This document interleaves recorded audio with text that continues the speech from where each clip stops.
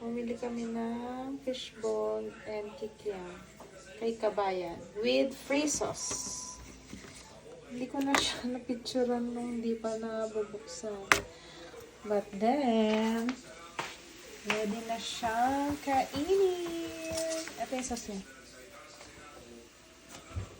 Prepare natin siya.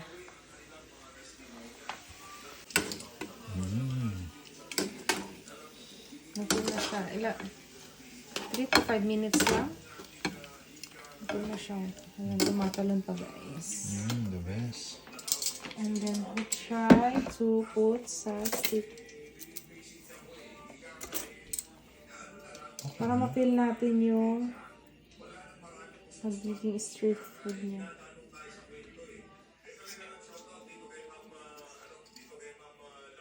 See ya! Dad, sarap sa labas ah. Anong gagawin mo ngayon? Ayan guys, mumukbang tayo ng dinaing na fishball at kikiam. Pinaarawan lang namin to guys. Pinaarawan namin. Doon lang siya naluto sa araw guys. Ngayon guys, mukbang na tayo. Ito si Sayo, no? Gusto mo? Let's get it on. Ano sausawa mo? Sauce!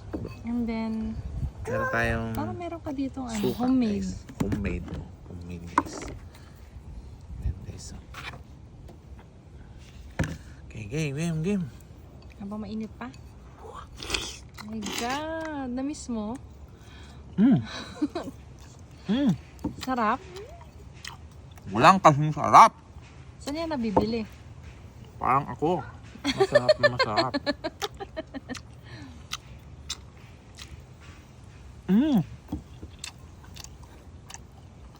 Try nyo na rin. Panalo.